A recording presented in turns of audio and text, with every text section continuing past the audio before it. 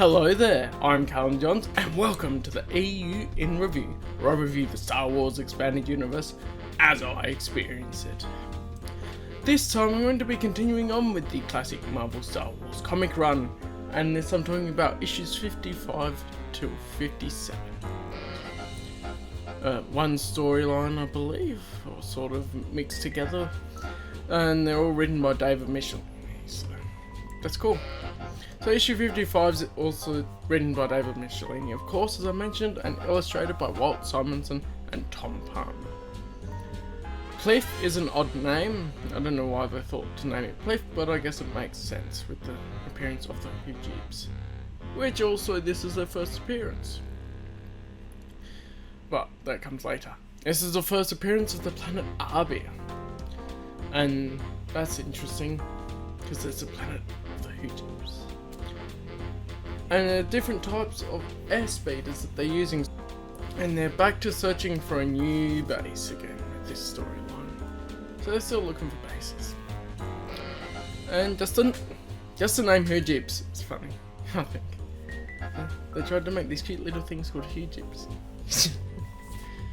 Anyway, I don't know why they chose to give Leia blue hair in one panel, and then in the next panel she's got a normal brown hair. Seems like an odd colouring thing.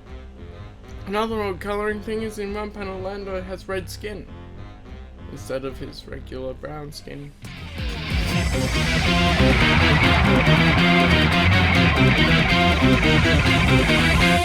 Luke says heck, so heck seems to be one of the words that they use in Star Wars.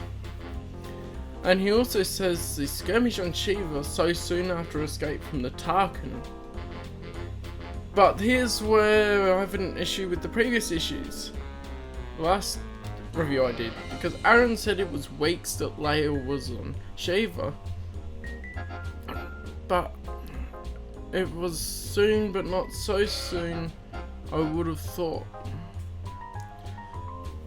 Because Luke only came later, near the end of the storyline, so he's got a few weeks there where I wouldn't call it so soon afterwards, although in the scale of a war it would be soon.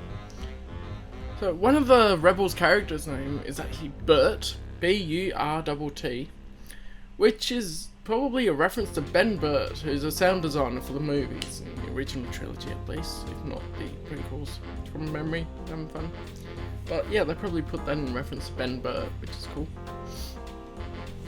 Hujibs talk telepathically, which is interesting. It must be connected to the Force, how they can do that telepathically, because there's shown to be a Force power that people can use later on. And this particular one's name is Pliff, so the Hujib is named Pliff, which makes more sense because when you just see the title of the comic, it just says Pliff and you don't know what it's in reference to. They have a giant monster which is reminiscent of the Waterworld arc and a few different arcs in the Marvel comics where they have giant monsters they fight. It's called the Sliverlith, which is a pretty cool name actually. Just cool to say. Sliverlith. We gotta watch out for the Sliverlith. Anyway, in one panel she says something to Pliff, but then it looks like she's giving him a stink eye, which is funny. It's probably not intentional. It's supposed to just be a side look probably, but it looks like she's giving him a stink eye. Leia. It's funny. And it gives an epilogue of Lando returning to Cloud City, leading to the next issue, which is where I've tied together these stories a bit. So issue 56, also written by David Michelini, and also illustrated by Walt Simonson and Tom Palmer again. Lobot looks like a badass on the cover, smashing Lando in the face, which is cool. And I particularly noticed in this issue that the cloak effects from Lando's cloak are really drawn well. I like them. Lobot being taken over by the robot part of his mind is an interesting idea, I thought. Because they don't really show what Lobot actually does in Empire Strikes Back, so I was reading this going, was that actually the idea they went to for it? But yeah, more is revealed later on. They've got different types of troopers they introduce that they call the bomb squad, but they're actually in different armor, which I thought was interesting. Yeah, the Arbia base looks cool when set up, so they actually made a base on Arbia with the Hujibs, which is nice. The camo sky speeders are a nice touch. And here we have the first appearance of a very important character later on in the timeline, Shira Bree. And you can look her up if you want to know what she does in the future, but this is Shira Bree's first appearance, and she somehow inserts herself with Luke, more or less, which is interesting to note. The carbonite liquid looks more accurate to the movie, so they actually have the blue effects and more steam and stuff around rather than this hot looking lava. And I thought the talking bombs that were planted were funny.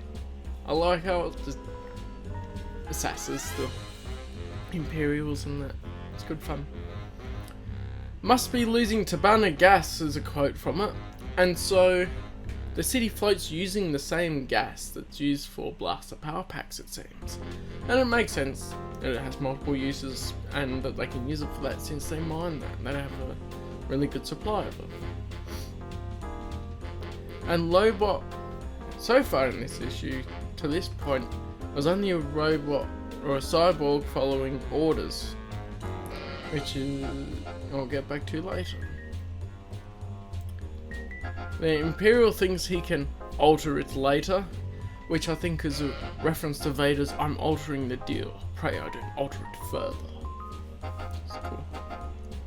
They evacuated the citizens down to Bespin, but as far as we know of gas giants, they don't really have a solid mass in the middle, which is a bit weird. But hey, it's different for the Star Wars universe most likely.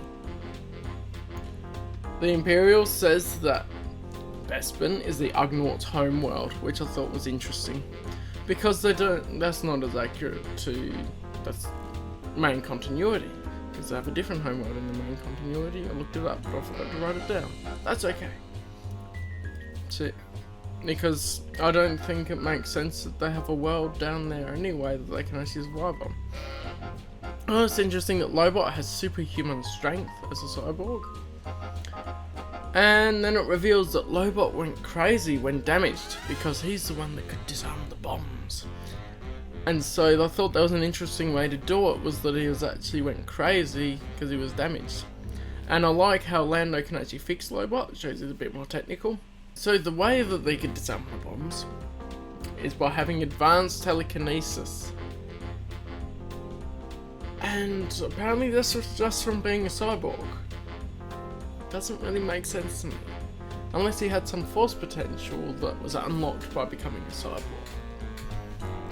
And he could have explained that a bit better to make a bit more sense in Star Wars itself, but of course, is it the early Marvel Star Wars issues? They didn't really have much of knowing exactly what Star Wars actually was going to be for these.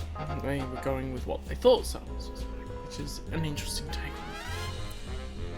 it. And Lando sneaking around and fighting Imperials in Cloud City is cool. That's a cool different idea, I think, and the different ideas used are nice in it. I like these sorts of ones. It reminds me of when Leia went undercover in the Imperial facility in one of the earlier Marvel Star Wars issues, that she snuck around and they used cool ideas for getting rid of the imps and everything. Now, issue 57, written and illustrated by the same people. Lobot's awesome. I love how it's written here. It just dives down to save Lando, and the life jets in that regard are a great idea as well. And if someone falls off, they can actually retrieve them with a life jet rather than being lost forever. I like that they gave the Ugnaughts more personality as well. And the Imperial skimmer just looks like a flying boat, which I thought was funny. And I like how it plays on the jargon that's used in the TV industry with shooting using a camera to get the shot.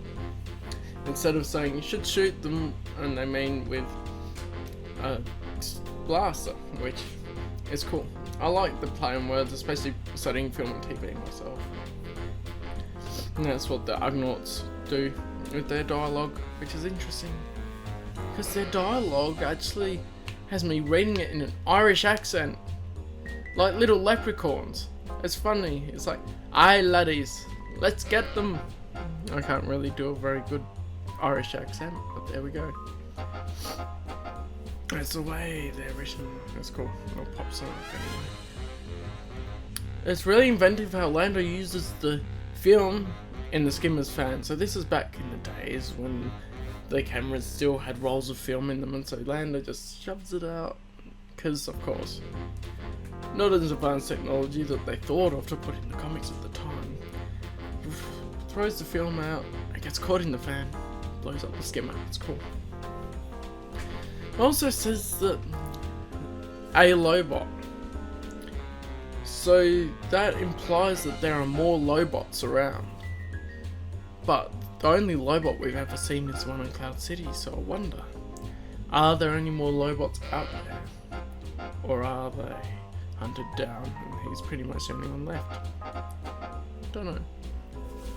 I do think it's funny that the Ugnaught King's name is Mucky Muck though. Especially since in my childhood I had some good mates that mucked around with, and we called a little truck toy Mucky Muck, so that's even funnier for me. And then they actually ended up calling him King Oz, and I thought of the Wizard of Oz and thinking of King Oz, the great and powerful. Don't mind the man behind the curtain. Just fun. I think there's supposed to be references to that, so cool. The Ugnaught newscast is a fun running joke that they put throughout it all. They're basically a news crew that's covering the events of the battle in Cloud City. I like how they did that. That's good fun. And I thought it was also cool to see Luke has become more powerful in the Force to be able to, well, arm multiple things around Cloud City while further away and arms them all at the same time. It's a cool climax.